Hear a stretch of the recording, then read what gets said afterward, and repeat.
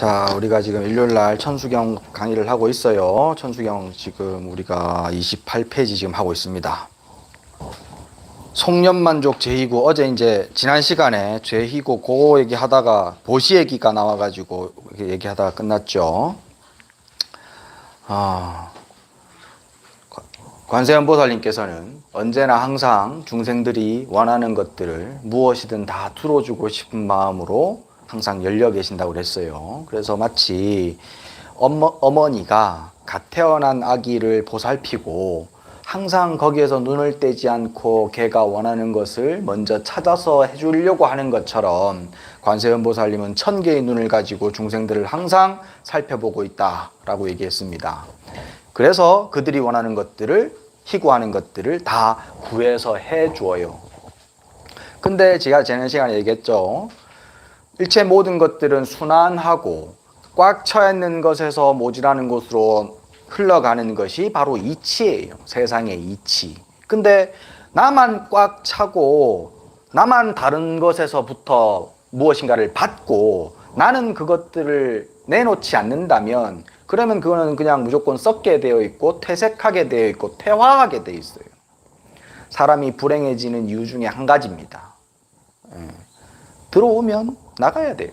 그게 자연의 이치입니다. 좀 더 모질한 곳으로 그렇게 흘러가는 것이 당연한 이치예요. 그래서 관세음보살에게 이런 것들을 자꾸 구하는 마음을 가지고 기도를 하시면 이루어집니다. 하지만 그 이루어지는 것만 자꾸 노려보고 이루어지는 것만 자꾸 생각하지 마시고 나 또한 내가 누군가에게 줄 수 있는 것들을 자꾸 주려고 노력해야 돼요. 그래야만 관세음보살의 그 자비가 나한테 들어올 수 있습니다. 내가 나가지 않으면, 내가 비지 않으면 어떻게 나에게 다른 것이 들어올 수 있겠습니까? 그러니까 보시라는 것은요, 나를 비우는 거예요. 내가 잘나서 내보다 못난 누군가에게 내가 주는 게 이게 내가 이렇게 잘났다고 주는 게 아니고요. 내가 나를 비우기 위해서, 내가 홀가분해지기 위해서, 내가 좀 더 행복해지기 위해 가지고 쓸모없는 것들, 불필요한 것들, 혹은 방해되는 것들, 행복에 방해되는 것들을 내가 내놓는 거예요. 그래서 보시할 때는요, 감사해 하면서 해야 됩니다. 받을 때만 감사한 것이 아니에요. 줄 때도 감사해야 돼요. 제가 전에도 몇 번 그런 얘기는 한번 했었는데, 보통 스님들, 제가자분들은 주는 것보다는 받는 걸 좋아하죠. 대부분, 그죠? 뭐 줘가지고 싫어하는 사람 없어. 옛날에 당나라 태종 이세민이가, 당나라면은 중국 큰 땅을 다 통치하는 왕 아닙니까? 그러니까 천하의 왕이란 말이지. 하늘 아래의 왕, 최고의 왕이 이제 당나라 왕인데, 당나라 태종이 어떤 신하들은 인사하러 오면은 반갑게 맞이하고 어떤 사람은 그냥 시금털털하게 그렇게 맞이한단 말이지. 그러니까 이제 옆에 내시가, 신하게 옆에서 모시는 내시가 이제 물어봐요. 폐하께서는 어째서 이렇게 어떤 신하는 이뻐하고 어떤 신하는 싫어하십니까? 얘기하니까 뭐라도 손에 하나 들고 오는 사람이 이뻐 보이고 하나도 안 갖고 온 사람 별로 안 이쁘다고 그렇게. 아니 천하의 주인이신데 어떻게 뭐 하나 갖고 온 가지고 그렇게 일희일비 하십니까? 그러니까 그래도 뭐 하나 갖고 오면 이쁘다고. 그게 중생심이 다 그렇다 이 말이야.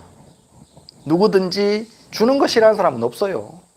받는 걸 좋아하는 사람은 누구나 다 받는 건 좋아해요. 그런데 받는 것 좋아하는 만큼 주는 것도 좋아해야지만 되는 거예요. 이치상. 보통 또 스님들은 보면요, 주는 거는 좋아하는데 받는 건 싫어하는 스님들이 또 좀 있어요. 스님들 중에 그런 사람들 많이 있어요. 나도 예전엔 좀 그랬어.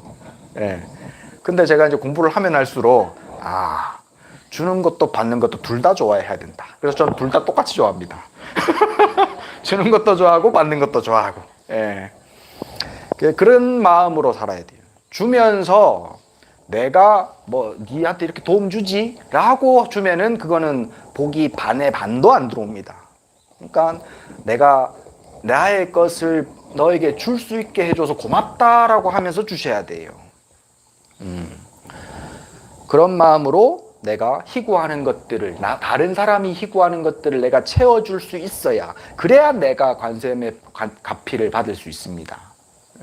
그렇게 살다 보면요, 항상 주고 받고 그냥 숨 쉬고 내쉬는 것 하나하나가 다 보시가 되고 행복함이 돼요. 그렇게 살아가야 됩니다. 손영만족 제희구가 그런 뜻이고, 그렇게 간절한 마음으로 바라는 것들을 내가 받을 수 있고, 관세음보살에게 나는 그래서 그런 마음들을 가지고 또한 기쁜 마음으로 관세음보살님처럼 보시할 수 있어야 된다라는 뜻이 있고요. 그 다음 장 넘어가십시다. 영사멸제 제제업. 또 관세음보살님은 우리로 하여금 모든 죄업들을 다 영원히 없애게 해주신다.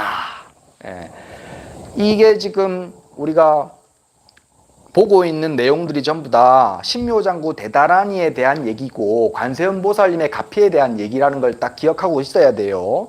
관세음보살님을 염하고 기도하면, 그러면 원하는 것을 다 들어주시고 또 나의 죄업들까지 다 깨끗하게 해주시고, 그 힘이 바로 대다라니에 있다, 이 말이에요.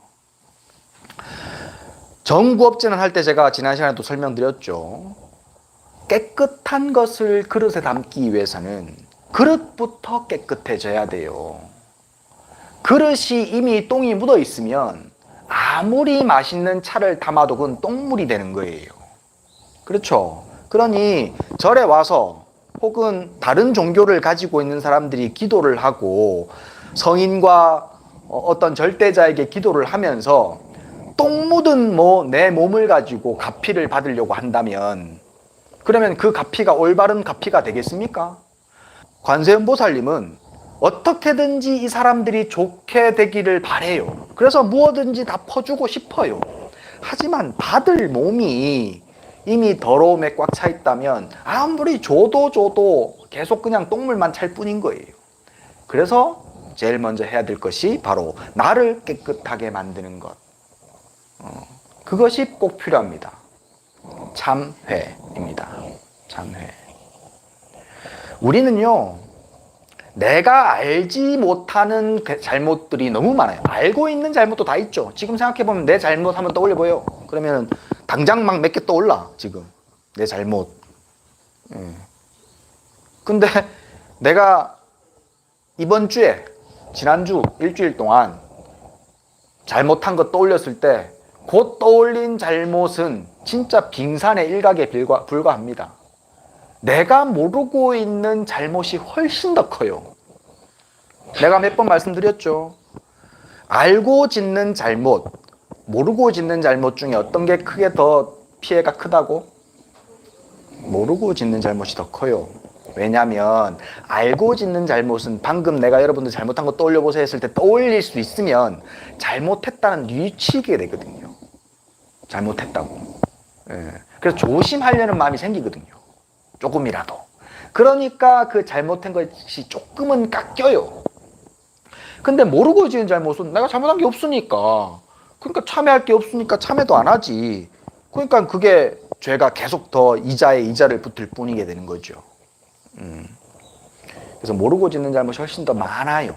커요. 그리고 또 그래서 모르고 지은 죄에 대한 참회를 항상 하고 살아야 됩니다. 관세음보살님을 기도하는 것만 가지고도, 기도하는 방법은 제가 몇 번 말씀드렸어요. 그 나중에 모르겠으면 유튜브 찾아보세요. 또 얘기하면 그러니까. 관세음보살을 기도하는 것만 가지고도 내 죄업이 사라질 수 있습니다. 옅어질 수 있습니다. 죄의 근원은 사라지지 않아요. 왜냐하면 죄를 짓는 마음, 지었던 마음이 아직 그대로 있기 때문에, 어리석은 마음이 내가 따로 존재하고 있고 내 것을 채우는 것을 좋아하는 그 어리석은 중생의 마음이 계속해서 있기 때문에 근원적으로 죄가 완전히 사라질 수는 없습니다. 하지만 엷어져요, 죄가. 그렇게 해서 나 자신을 청정하게 만들 수 있습니다. 관세음보살 기도를 통해서. 신묘장구 대다라니 기도를 통해서. 이제 제가 관세음보살 기도를 하는 방법에 대해서는 여러 번 말씀을 드렸는데, 신묘장구 기도는 어떻게 해야 되는지 내가 설명을 안 해드렸는데요. 그거는 이제 나중에 신묘장구 대다라니 들어가면 내가 설명 다시 드릴 거예요. 그렇게 하면, 그렇게 관세음보살 기도를 함으로 인해 가지고 관세음보살님이 내가 원하는 걸 자꾸 들어주려고 내 그 천개의 눈으로 나를 봐주시고 천개의 손으로 나를 북돋아 주시고 있으면서, 내가 또 계속 기도를 함으로 인해 가지고 그런 죄업마저도 사라지고 나면 그 다음에 어떻게 되느냐, 천령중성 동자호, 하늘의 천신과 용신들이, 용신 등의 모든 성인들이 다 나를 자비로 보호해 주려고 해요. 관세음보살뿐만이 아니고 내가 그렇게 청정해짐으로 인해 가지고 모든 천신과 용신들이 나를 보호해 주십니다. 이게 참 헛되지 않은 말씀인 것 같아요. 저만 하더라도 제가 무슨 그렇게 뛰어난 덕을 갖추고 깊은 공부를 한 것도 아니고, 그런데도 불구하고 저도 보면은 이렇게 나쁜 일들이 많이 없이 살았거든요. 보면은 힘든 일, 지금 우리가 지금 계속 제가 축원도 하고 있습니다만은 태풍 때문에 피해보고, 그 자기 집 지하 주차장에서 물에 빠져 죽을 줄 누가 알았겠어요. 그런 일들이 당해진단 말이죠. 그리고 그 가족들도 있다 이 말이죠. 죽은 사람도 죽은 사람이지만 그걸 옆에서 지켜보는 사람들도 있단 말이에요. 그런 고통스러운 일들이 생기는 이유가, 앞에 이런 참회하는 마음, 그 다음에 기도하는 마음, 보시하는 마음들이 부족했었기 때문이라고 나는 생각해요. 내 삶을 보시하려고 하고 기도하고, 기도라는 것은 그냥 어떤 것을 구하기 위한 것만이 아닙니다. 기도라는 것은 내 자신이 항상 조심하고 사는 거예요. 그게 기도인 거예요. 기도하는 마음가짐은, 그 사람은 행동거지가 항상 조심스럽고 차분하고 정돈돼 있어요. 기도하는 사람은. 그래서 종교를 가진 사람과 가지지 않은 사람의 삶의 태도를 봐도 확 달라집니다. 그런 그 행동거지들이. 그게 기도에서 나와요. 그러니까 기도하고 참회하고 그런 것들이 자꾸 쌓여가다 보면, 그러면 저절로 삶에서 그런 견디지 못할 만큼의 괴로운 일들은 좀 멀어지지 않을까, 제가 그렇게 느껴지더라고요. 실제로 또 옛날 이야기들, 절에서 내려온 옛날 이야기들 보면요, 큰 스님들은 천신들을 뭐라 하시거든요. 난 아직까지 그 정도는 안 돼. 안 되는데, 예를 들어서 그런 얘기 있어. 그 한 산 중에 큰 스님 한 분이 이제 새벽에 예불을 하시다가 휘적휘적 가시다가 넘어지신 거예요. 그래갖고 이 장삼자락이 이게 잘 걸려요. 장상이 치렁치렁하니까. 그러니까 새벽에 장삼을 밟고 넘어지신 거예요. 그러니까는 옆에 있던 시자가 깜짝 놀래가지고 부축한다고 부축했는데 놓쳐서 제대로 못 잡았어. 그래서 넘어졌어. 그러니까 이 노스님이 허공에다 대고 욕을 막 하신단 말이지. 이 새끼가 정신 팔고 어디다가 정신 팔고 못하고 있냐고, 나를 제대로 못 받치고 이렇게 넘어지게 만드냐고 욕을 하니까, 시자는 자기한테 한 욕인 줄 알고, 아이고 스님 죄송합니다, 내가 정신을 못 차리고 내가 잠에 빠져가지고 이렇게 됐습니다. 니 말고 임마. 누구한테 뭐라 하시는 거예요. 그러니까 이제 차분하게 아침공양 하시고 얘기하시는 거야.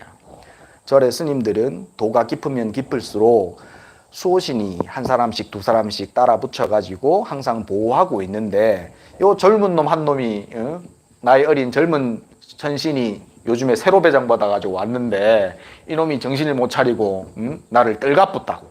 그러니까 아침에 이제 물어보니까 그 천신이 한다는 소리가, 새벽에 노스님이 똥을 누고 뒷물을 안 하셔가지고 냄새 때문에 좀 떨어져 있었다고 그렇게 얘기하더라고. 원래 우리나라 비대가 나오기 전에, 그 전부터 원래 우리 스님들은 뒷물이라 그래갖고 물로 엉덩이를 변을 보고 씻고요, 항상. 예전부터 그랬습니다. 천신들이 그 뒷물안한 냄새를 싫어한다, 이런 얘기가 있어가지고, 이제 재미로 하는 얘기예요. 하여튼 그런 얘기들도 심심치 않게 있거든요. 그게 뭐 우리 눈에 보이지 않지만 얼토당토 않는 얘기라고 치부해 부를 수도 있는 얘기지만 제가 느끼기에도 그런 어떤 천신들의 보호가 있지 않는가. 제가 제 얘기 하나 해드리면, 제가 원래 산 타는 걸 좋아했어요. 요즘에는 많이 안 타는데 산 타는 걸 좋아해가지고 어렸을 때 20대 초반이었죠. 아직까지 출가한 지 얼마 안 돼가지고 그때 한참 막 지문 통째로 다 외우고 막 배운 거 다 외우고 할 때였습니다. 제가 엄청 열심히 공부할 때였는데 방학이 돼가지고 희양산 무슨 절이야 희양산에 저 신도들 못 가는 절 봉암사. 네. 봉암사를 간 거예요. 도반이랑. 근데 봉암사 뒷산이 희양산인데 거기가 산이 그렇게 높지는 않은데 일반인들 출입이 금지돼 있다 보니까 산길이 좀 험해요. 그리고 길이 그렇게 뚜렷하게 안 보여. 그래서 길이 잡았고 거기에서 실족사 하는 경우가 종종 있습니다. 예. 도반이랑 둘이서 아침 공양하고 그때가 이제 늦겨울 이제 동안거 해제했으니까 늦겨울이었어요. 헛옷 딱 하나 입고, 내복도 그때는 안 입을 때였어. 헛옷 입고 털신 하나 신고 주머니 아무것도 없이 털레 둘이서 그냥 포행 간다고 산책 간다고 간 거예요. 근데 산책 가다 보니까 산이 좋고 이제 공기가 좋으니까 좀 더 가자 쭉 간 거예요. 그래갖고 거의 정상까지 갔어. 그래갖고 희양산 꼭대기까지 갔다가 시간이 아침 7시 좀 안 돼가지고 출발했는데 거의 한 10시 넘어서까지 올라간 거예요. 그래서 배가 고팠겠는 거예요. 그래갖고 얼른 내려가자. 점심공양 시간 맞춰야 된다. 그래갖고 급하게 내려다 길을 잡았어. 그래갖고 헤매고 댕기는데 막 산이 이제 돌산이 되놓으니까 이렇게 손을 짚고 댕겨야 되는 거예요. 그때 제가 손이 지금보다 더 약했어요. 내렸어요. 그래가지고 손이 막 이제 물집이 생기고 이렇게 돼가지고 내가 뭐 장갑이나 뭐 이렇게 뭐 단창고라도 하나 있으면 내가 이렇게 줄도 잡히고 편할 텐데 하고 생각을 딱 했는데 바위를 하나 싹 돌아 넘어가는데 거기 바위 위에 반창고 하나 놓여 있어요. 아니 진짜로. 예. 내 경험담이야. 그래가 그 반창고 붙여가지고 내가 다행스럽게 이제 그다음부터는 이제 좀 쉽게 이제 바위들을 잡을 수 있었어요. 그러고 이제 길을 다시 가는데 이제 너무 험해가지고 이런 큰 바위에 이제 이렇게 낙엽이 쌓여 있고 그 길을 이제 조심조심 내려가야 되는 거예요. 이렇게 도반이 먼저 내려가고 내가 뒤따라 내려갔는데 푹 발이 미끌려가지고 쭉 내려간 거예요. 근데 바로 저 앞에 10m 앞에 10m도 아니지 한 3m 앞에 거기서 이제 떨어지면 낭떨어지고 거기서 떨어지면 죽는 거였어요. 예.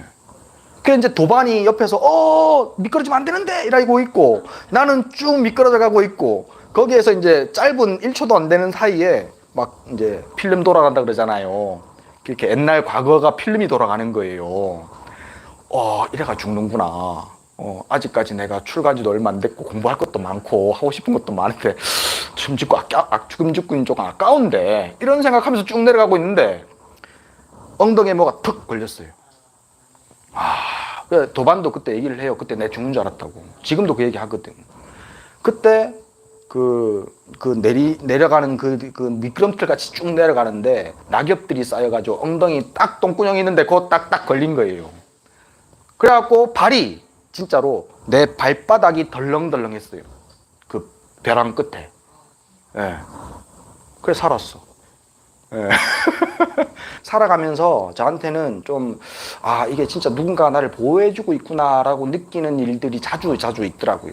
예. 그래서 이런 말들이 경전에 나오는 말들이 절대 헛된 말이 아닙니다. 그러니까 열심히 기도하십시오. 나의 삶에 태클이 많이 들어온다. 예? 그 다음에 안 좋은 일들이 자꾸 생긴다. 기도하셔야 됩니다. 참여하셔야 되고요. 예. 그렇게 내가 청정한 마음으로 죄업을 죄업을 없애기 위해 가지고 참회하고 그래서 청정해지면 그러면 천룡들이 모두가 나를 다 보호해 주는데 이걸 유지하기 위해서 필요한 게 뭐냐? 바로 개입니다. 개. 5개. 계율을 지켜야지만 그 청정함이 유지가 되고 그 다음에 그 천신들의 보호가 이어질 수 있어요. 오개가 뭐예요? 5가지 기호 별로 어려운 게 아니에요. 살도, 음망주예요. 몇 번 얘기했죠? 살생하지 마라, 도둑질하지 마라, 음행, 삿된 음행하지 마라, 거짓말하지 마라, 술 취하도록 마시지 마라. 요 5가지예요. 예. 근데 요거를 그냥 하지 마라고 외우면 힘드니까 제가 긍정적인 의미로 바꿔서 여러분들이 지키면 된다고 했어요.